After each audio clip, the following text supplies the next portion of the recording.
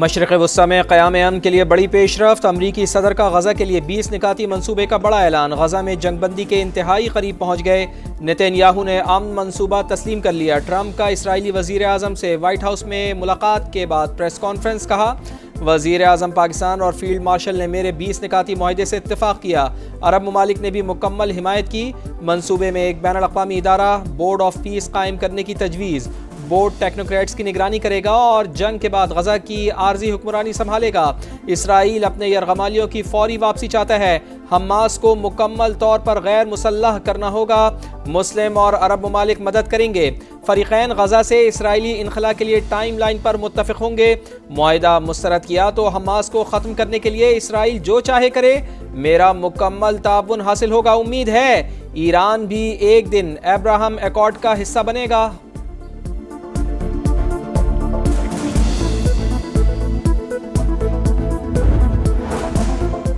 فوری جنگ بندی، 72 گھنٹوں میں یرغمالیوں کی رہائی، فلسطینی قیدی بھی رہا ہوں گے، بین الاقوامی استحکام فورس کی تعیناتی اور ٹیکنوکریٹ پر مبنی عبوری حکومت کا قیام، ٹرمپ بین الاقوامی بورڈ آف پیس کی نگرانی خود کریں گے، ٹونی بلیئر کا اہم کردار ہوگا، امریکی صدر کا 20 نکاتی امن منصوبہ منظر عام پر، حماس کا حکومت میں کوئی کردار نہیں ہوگا، ہتھیار ڈالنے ہوں گے، غزہ کو غیر فوجی علاقہ بنایا جائے گا، اسرائیلی فوج کی مرحلہ وار واپسی، بین الاقوامی امن فوج کی تعیناتی، مجوزہ امن معاہدے کے تحت جبری بے دخلی نہیں ہوگی، غزہ سے جانے والوں کو محفوظ راہداری ملے گی، غزہ کی تعمیر نو، اقتصادی منصوبہ اور امداد کی بلا روک ٹوک ترسیل کے نکات بھی شامل۔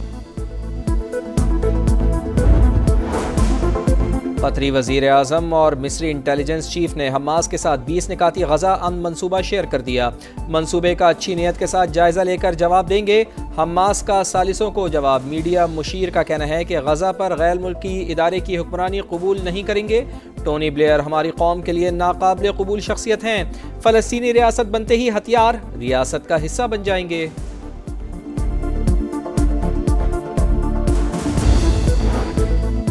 مسلم اور عرب ممالک کا صدر ٹرمپ کی غزہ میں جنگ بندی کے لیے تجاویز کا خیر مقدم، پاکستان، سعودی عرب، قطر، UAE، ترکیے، اردن اور انڈونیشیا کے وزراء خارجہ کا مشترکہ اعلامیہ جاری، یقین ہے امریکہ کی شراکت داری سے امن و سلامتی اور فریقین کا تحفظ یقینی بنایا جائے گا، 2 ریاستی حل ہی خطے میں دیرپا امن و استحکام کی ضمانت قرار، فلسطینی اتھارٹی خلیج تعاون کونسل کا بھی امریکی صدر کی کوششوں کا خیر مقدم، برطانوی وزیر اعظم کیئر سٹارمر کا حماس پر منصوبہ قبول کرنے پر زور، فرانسیسی صدر میکرون بولے حماس کے پاس تمام یرغمالیوں کی رہائی کے علاوہ کوئی راستہ نہیں۔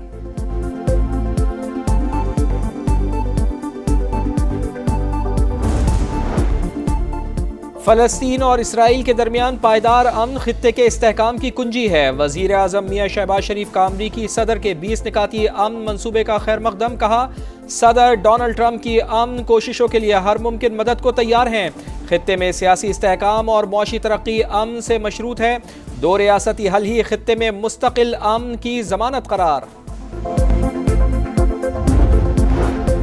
پاکستان نے امریکی صدر کی کاوشوں کو امن کے فروغ کے لیے تعمیری قدم قرار دے دیا، صدر ٹرمپ کے اقدام میں امن کا نادر موقع ہے، پاکستان مشاورتی عمل میں فعال طور پر شریک رہے گا، سلامتی کونسل میں پاکستانی مندوب عاصم افتخار کا بیان، غزہ میں فوری اور مستقل جنگ بندی کا مطالبہ، فلسطینی عوام کے ساتھ غیر متزلزل یکجہتی کے عزم کا اظہار۔ اسرائیل نے دوحہ حملے پر قطر سے معافی مانگ لی، نتن یاہو کی قطری وزیر اعظم کو دوبارہ حملہ نہ کرنے کی یقین دہانی، ہلاکتوں پر افسوس کا اظہار، امریکی صدر ڈونلڈ ٹرمپ نے نتن یاہو اور قطر کے وزیر اعظم کے ساتھ 6 فریقی فون کال کی میزبانی کی، وائٹ ہاؤس کے مطابق صدر ڈونلڈ ٹرمپ نے باہمی شکایات اور غلط فہمیوں کے بعد اسرائیل قطر تعلقات کو مثبت سمت لے جانے کی خواہش کا اظہار کیا، دونوں رہنماؤں نے 6 فریقی میکانزم بنانے کی تجویز مان لی۔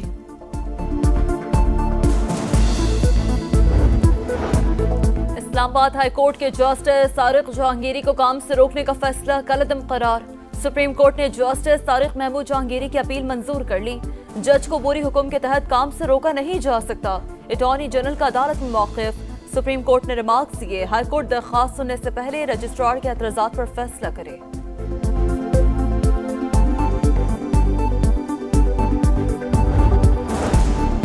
پاکستان اسٹاک مارکیٹ کی بلند پرواز، نئی تاریخ رقم، دوسرے روز بھی تیزی کا رجحان، پہلی بار 1,64,000 اور 65,000 پوائنٹس کا سنگ میل عبور کر لیا۔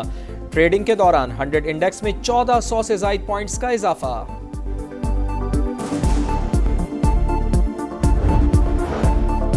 پاکستان اور IMF کے درمیان دوسرے ششماہی اقتصادی جائزہ مذاکرات، مالیاتی ادارے کا وفد سندھ، KP اور بلوچستان کے نمائندگان سے ملاقات، سیلاب سے ہونے والے نقصانات اور مسائل پر بریفنگ۔ پنجاب حکومت کے نمائندے IMF کے ساتھ آج تفصیلی مذاکرات کریں گے۔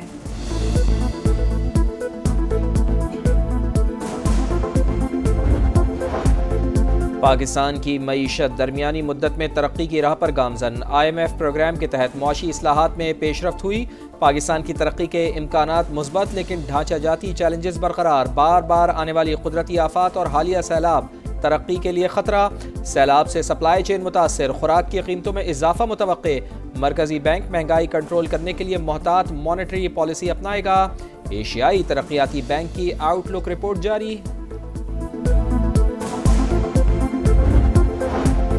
حکومت توانائی کے شعبے میں مؤثر اصلاحات کے ایجنڈے پر عمل پیرا، گردشی قرض پر قابو پانے کے لیے ٹھوس پیش رفت کی گئی۔ وزیر توانائی اویس لغاری کا سیمینار سے خطاب، کہا ماحولیاتی تبدیلیوں کے چیلنجز سے نمٹنے کے لیے اقدامات کر رہے ہیں، ماحول دوست توانائی کا فروغ ترجیح ہے۔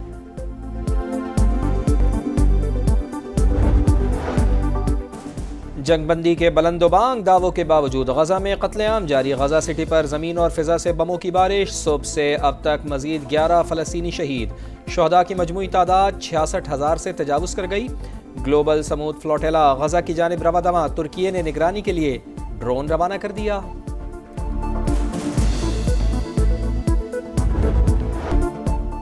جنوبی افریقہ کے خلاف ہوم ٹیسٹ سیریز، 18 رکنی اسکواڈ کا اعلان، شان مسعود ٹیم کی قیادت کریں گے، آصف آفریدی، فیصل اکرم اور رحیل نذیر پہلی بار اسکواڈ میں شامل، بابر اعظم، محمد رضوان اور شاہین شاہ آفریدی بھی حصہ۔ پاک جنوبی افریقہ پہلا ٹیسٹ 12 اکتوبر سے لاہور میں شروع ہوگا۔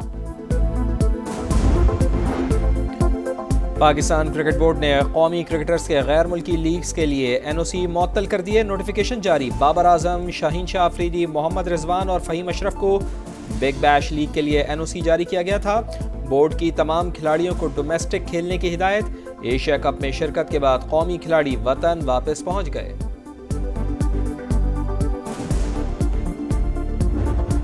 31 میچز، 1 ٹرافی، 8 دعوے دار۔ ICC ویمنز ورلڈ کپ کا آج سے آغاز، افتتاحی میچ میزبان ممالک سری لنکا اور بھارت کے درمیان گوہاٹی میں شیڈول۔ سری لنکا اور بھارت مشترکہ میزبان، قومی ٹیم پہلا میچ 2 اکتوبر کو بنگلہ دیش سے کولمبو میں کھیلے گی۔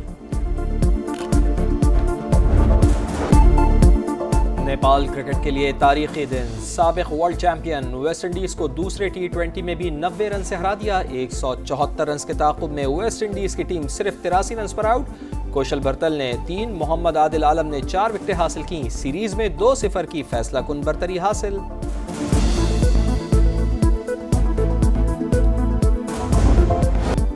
اور برف پوش پہاڑ، نیلگو جھیل کا شفاف پانی، ہر طرف دل فریب نظارے۔ گلگت بلتستان کا جنت نظیر سیاحتی مقام شنگریلا اسکردو خوبصورتی میں اپنی مثال آپ، دلکش وادی سیاحوں کے لیے خوابوں کی سرزمین، جھیل پر بورڈنگ کا منفرد تجربہ یادوں کا حصہ۔